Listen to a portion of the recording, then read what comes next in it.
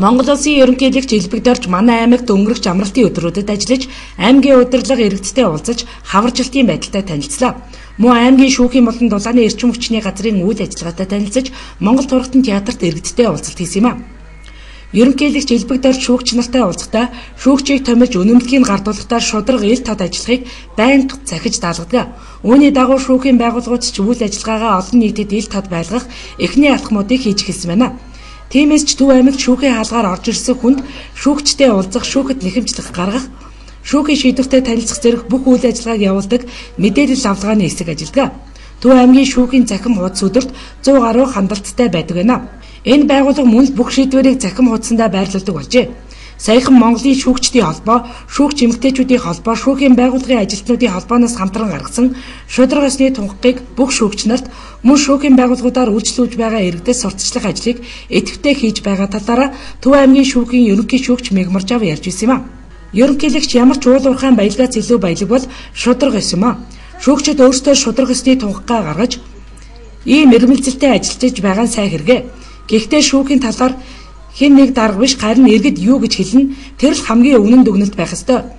Шүүгчид үйл ажиллагаагаа шударга ил тод болгож харин төрөөс эрх зүйн эдийн засгийн хувьд хараат бус ажиллах баталгааг бий болгох ёстой гэж байлаа.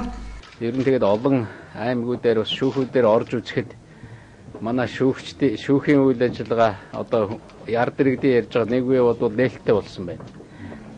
Хүн ороод ирэхэд шүүгчтэй танилцуулдаг, за ямар асуудалтай явж байгааг нь тусалдаг, эрх зүйн тусалцаа үзүүлдэг.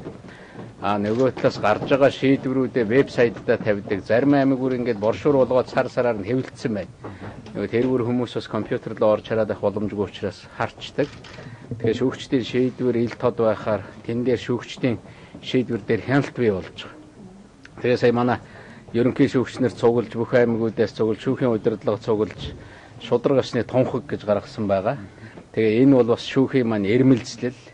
Үнэхээр нийгэмд шударга ёсыг тогтооход бол шүүх маш чухал үүрэгтэй. Шударга ёс нийгэмд байх юм бол нийгмийн баялаг бий болно. Одоо уул уурхайн баялагаас хамгийн илүү баялаг бол шударга ёсны баялаг, хүмүүсийн итгэлцэл байгаа. Тэгээ Төв аймгийн шүүхийн үйл ажиллагаатай бас өнөөдөр танилцаж шүүгчдтэйгээ уулзж байгаа. Бас нөгөө талаас төрийн зүгээс бид урам өгч ингэж дэмжиж ажиллах ёстой. Ер нь ард иргэд ч гэсэн шүүхийн байгууллагынхаа үйл ажиллагаатай танилцж явах ёстой. Зүгээр нэг тийм гаднаас холоос дүгнээд яваад байгаа. Тийм учраас танилцаад ингээд хараад үнэхээр шүүх маань нээлттэй болж байгаа. Ард иргэдэд үйлчилж байгаа үйлчлэгээ сайжирж байгаа. Дээрээс нь хяналттай болж байгаа. Хяналттай болохоор шүүгчдийн чадвар гаргасан шийдвэр бүхэн ил байна гэсэн үг. Ийм учраас ямар хуулиар ямар хууль үндэслэж яаж гаргасан байна гэдэг энэ бүхэн харагддаг учраас шүүхийн үйл ажиллагааг хяналттай шударга болгох энэ ажил хөдөө орон нутаг бүх аймагуудад ингэж нэгэн зэрэг хийгдэж явж байгаа. Цаашаа бид нар эрх зүйн хувьд нь шүүхийнхаа байгууллагын баталгааг бий болгох, эдийн засаг санхүүгийн баталгааг бий болгох, боловсон хүчний хувьд баталгааг нь бий болгож шинэ одоо чадвартай боловсон хүчнээр цаашдаа аажимдаа сэлбэх гэсэн иймэрхүү боломжуудыг нээж шүүхээ улам нээлттэй шударга сайн болгохын тулд тал талаас анхаарч ажиллаж байгаа. Шүүхээр орсны дараа аймгийн төв чанаман дулааны эрчим хүчний газрын үйл ажиллагаатай танилцлаа. Тус компани аймгийн төвийн болон орон сууцны айл өрхүүдийн 80% хэрэглээний халуун усаар хангадаг халаалтын 823 нам даралтын тогоо ашиглан дулаан үйлдвэрлэгээ. Сүүлийн 1 жил газрын гүний дулааныг ашиглан дулаан үйлдвэрлэх технологиг туршиж эхэлж байгаа маа. Газрын гүний дулаан ашиглахад анхны зардал нь өндөр гардагч ашиглалтын явцад бараг зардалгүй. Бид энэ туршилтаа аймгийнхаа цэцэрлэг дээр хийсэ.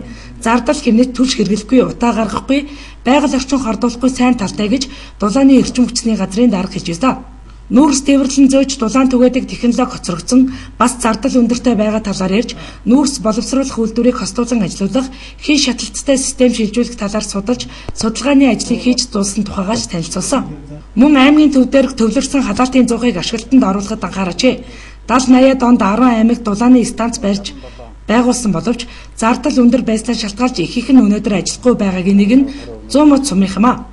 Нийгэмийн систем ажиллах боломжгүй болсон тул бидний судалсан дулааны станцыг нүүрс боловсруулах үйлдвэртэй хослуулах төсөлд анхаарлаа хандуулж дэмжиж өгнө гэсэн саналыг тавьж байлаа.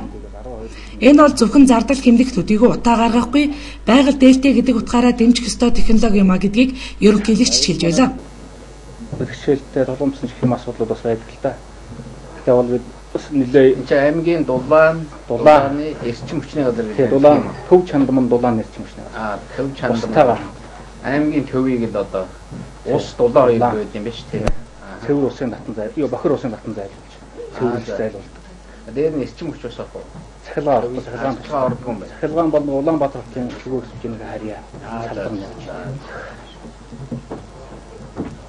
Цэвэр ус, бохир усаа бол нэгдсэн сүлжээгээр зайлуулаад цэвэрлэх байгууллагын дээр оруулаад хийж байгаа. Тэгээ энэ жил нэлээд ойр хэдэн жилүүд нэлээд ажлууд хийгдсэн манай аймагт цэвэрлэх байгууламжууд ашиглалтанд орж байгаа нэг талаас.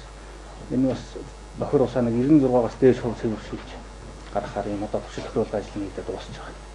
Нэлээд сайн бараг буцааж ашиглаж дахиж буцааж ашиглах болох тийм. Болохоор ийм хэмжээнд анхуун хэрэглээ зүгээр одоо нэг ууж идэхэд биш эргүүлээд нэг технологи хэрэгцээнд ашиглах болохоор технологи хэрэгцээ тэгж гарч байна.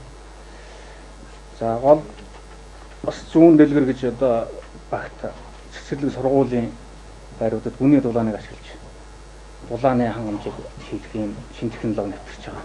Нэг туршилт хийж байгаа. Тэгэхээр нүүрс галахгүй утаа гарах.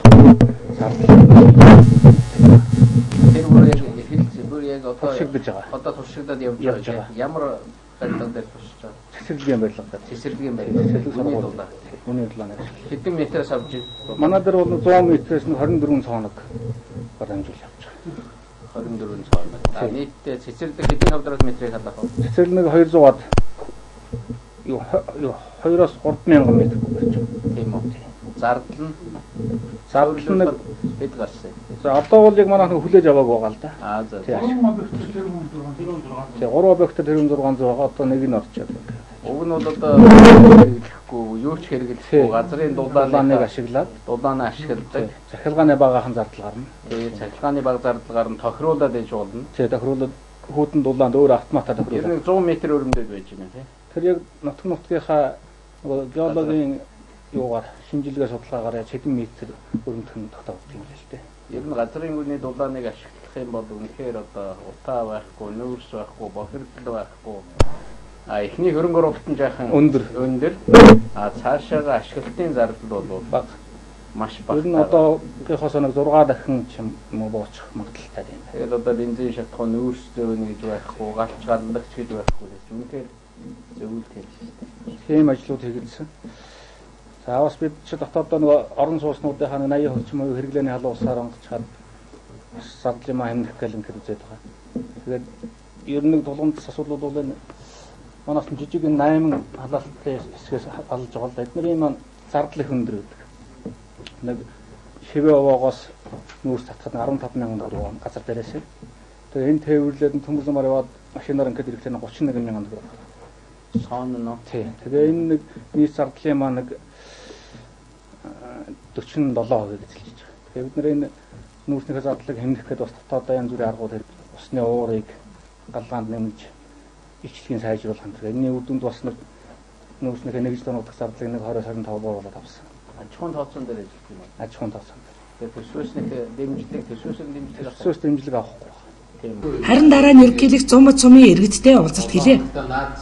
Ерөнхийлөгч Элбэг Доржийг улсын их хурлын дэд даргын код, улсын их хурлын гишүүн Аргаш, Наранхуу хүнс үдэ аж ахуй хөнгөн үйлдвэрийн сайд Бадамжунай, ерөнхийлөгчийн зөвлөх Хэрхэнбаяр, нийгмийн хамгаалалт хөтөлбөрийн дэд сайд Нэмхүү болон албаны бусад хүмүүс дагалдаж явсан бөгөөд иргэдийн сонирхсан асуултанд салбар тус бүрээрээ хариулт өгч байлаа.